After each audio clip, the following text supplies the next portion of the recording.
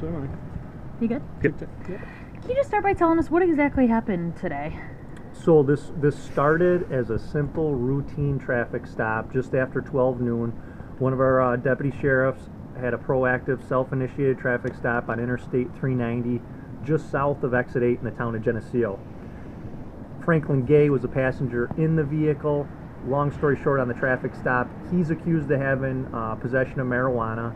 He's accused of having possession of what would be typically used for a crack stem, referred to as a crack pipe. Again, allegedly, we need to take this to the lab and verify. He's also accused of removing something out of his pocket in the form of a baggie, which typically would conceal or carry some type of drug. He then put it into his mouth and attempted to ingest it. So there was a struggle on the side of the road with the deputy. Ultimately, he did swallow an unknown substance, even though he was told repeatedly to spit it out and they'd be tampering with evidence if he did not.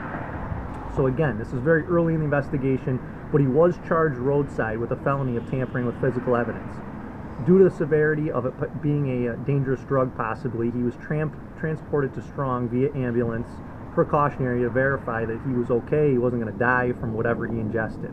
While at the hospital, he had two deputies from our agency were there. The hospital wanted him out of cuffs. They put him on a gurney. He was strapped down. At some point, he was removed from the straps by the hospital. Again, all preliminary investigation early on, but what we know right now is he was removed from the straps and he did walk out of the hospital. So now, because he was technically in our custody, he's facing an escape charge now in Monroe County. So we're working with RPD on that. So what Franklin Gay is looking at is he had a previous warrant, which we found out about following the traffic stop, for a violation of probation in Monroe County.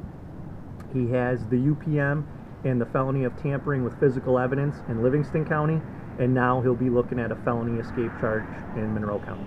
How can the... Oh, I'm sorry, go ahead. Go ahead. So basically where we're at right now is we are doing roving patrols to try and locate him. People have asked if he's a dangerous man, if they have anything to worry about. His rap sheet is long and extensive. He's a two-time felon, but nothing is showing that he's a violent man, at least in the form of weapons. So I would say to any resident that knows him or knows where he is, call 911, and we will go over there and be happy to pick him up. Can you give us a physical description? Yeah, he's a black male, about 6 feet tall, 170, 175 pounds. Glasses, and what was he last wearing? The last he was wearing was jeans and a sweatshirt.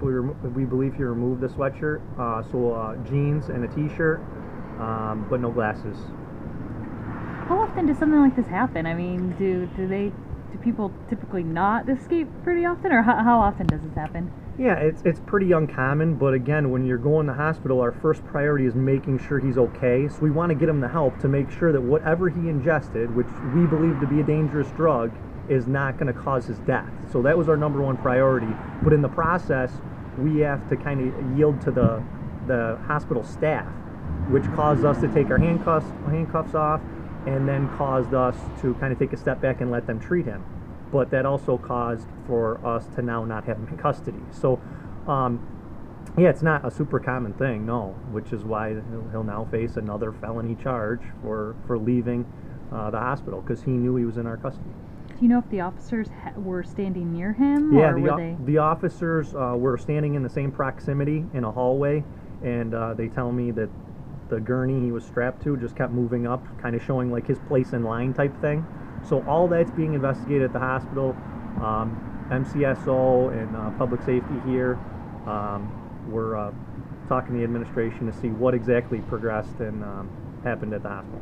Especially because it's hard to imagine, you know, someone just gets up out of a gurney and walks away, or, I mean, yeah. Do you think he slipped past him, or? I don't know. Again, it's too early to tell. We're looking at that to see if he was actually put into a room and then walked out of a room, if he slipped down a hallway. All that's too early to tell, and too early to try and place blame on anybody. How about did he get the help he needed before he slipped out, or does he still have whatever he ingested? Possibly. I mean, he may have gotten it out somehow. We believe that he slipped out prior to that, so whatever he ingested, we believe is probably still in his system. But I mean, the one person to blame here is definitely Franklin Gay. You know, so I'm not gonna, even if there's some other folks who may have not purposely still in some way allowed it to happen, the main person to blame here is Franklin Gay. Where was he last seen?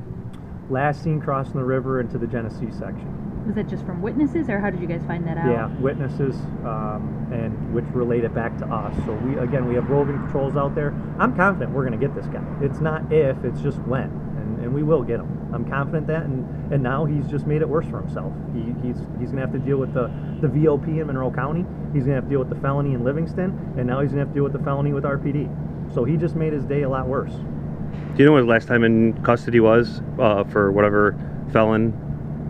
Prior to today? Yes. I don't. Okay. I don't. I'm sorry. Do you know when the last time he was seen? I mean, I know you talked about when the arrest Yeah, the was- traffic stop in Livingston County happened just after 12 noon, and they're telling me that just after 2 p.m. is when he left the hospital.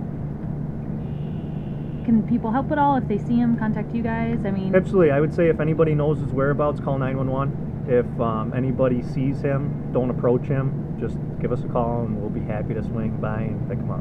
With the cold temperatures, it shouldn't be hard with just a t-shirt on. That's right. That's right. Absolutely. unless he knows someone, you never know. You know, it's hard to say. Is he from Rochester? Yep, he's from Rochester. Okay. Okay. Do you happen to have a mugshot of his previous? I tweeted it Oh, because okay. I kept emailing it and it wasn't going through. So I did. Didn't get it. I did tweet it. If you want to grab it there. You can definitely do that.